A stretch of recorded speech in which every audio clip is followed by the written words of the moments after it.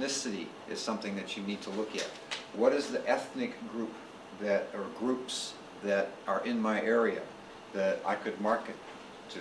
The other thing about ethnic groups is that once they find you, once you have a product that they want and they like, the word of mouth very quickly gets out.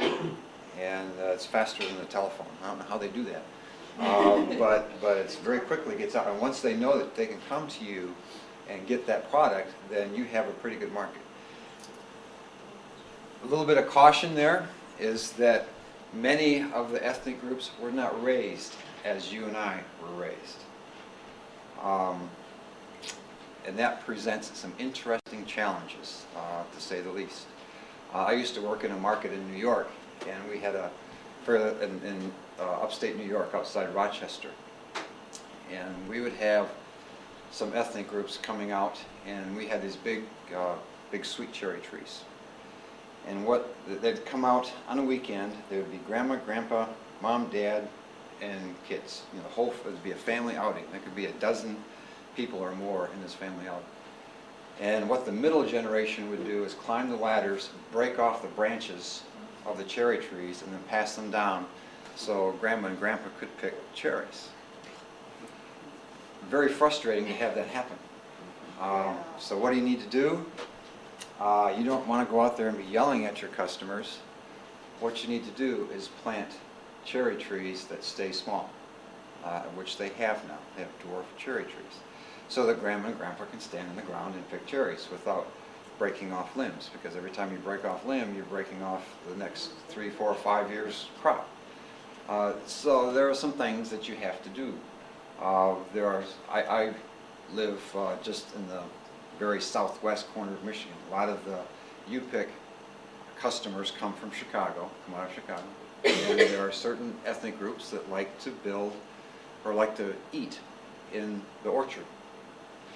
And like to build a little fire in the orchard. And not everybody wants to have fires throughout their orchards. So it's not something you really want to do. So what do? You provide a little area where they can go and they can build their fire in this area and then go ahead and take care of it. So like I say, a lot of them are not raised like you and I. I was at a presentation one time where this orchard talked about everybody in the orchard had a certain color hat, so that they could be identified as an orchard worker. But there was an ethnic group that they were working with that color meant that that person was an adulterer. Oh. And so nobody would go up and talk to them because they didn't want to talk to that person. Okay, so it's strange. Okay, but they are not raised the way you and I are, and so you have to adjust. You can't put your value system necessarily on that group. Because when you and I say, you know, we know that 45 means 45. You drive 45. Well, in a lot of countries, that means you could still drive 60 and get away with it. So, age also comes into play a little bit in terms of how you're going to market things. Economic status and also occupation, these kind of go together. You know, if you're in a 20, 30 age group, a lot of your customers are that, they want to come in and out real fast. So make things very quickly available to them. Make it easy for them to prepare. Susan talked about some of that. Are they married? Single families? Those are all things that you need to know. You can go to the census report and figure this all out for your area. You know, just draw a circle around where most of your customers are going to come from, and figure out the demographics of the area. I think the product center even has a tool where if you know where your target market is in the neighborhood. You have word about that. Market Maker is fantastic. It's awesome. Yeah. So you can break it out by ethnicity, age, all different types of... It's a little bit clumsy when you first get into it and try to use it, but once you get used to what they're asking for, then it becomes a little bit better. Okay, also this determines what you're going to grow. You know, the ethnic group around you, if you have large ethnic groups, they're going to determine what you grow. I show a picture of peppers here, is that if most of us in this room will want these peppers here. You know, these are just sweet bells because that's what we're grown up with. Now, if you're a certain ethnic group, you want to get some of these hotter ones. These are habanero types. These are Scotch bonnets, are real hot. These are Thai hots, and a few jalapenos through here, some poblanos. And we think that, well, hot is hot. Well, that's not the case. Degrees. Well, even though there's degrees of hotness, but, and they can be, you know, these can be as equally hot as what some of these down here are, but this is what a more Southeast Asian ethnic person wants in terms of their hotness, whereas a Hispanic person is going to want the jalapenos, right? So just because it's hot doesn't mean that that particular ethnic group will buy it. And you can't just automatically say that, oh, these are just as hot as what you're looking for, because they still are looking for what they want. That's right. I show you this picture because these are some jalapenos, nice and smooth, that most of us would buy. Most of us would avoid this because, oh, there's something wrong with that.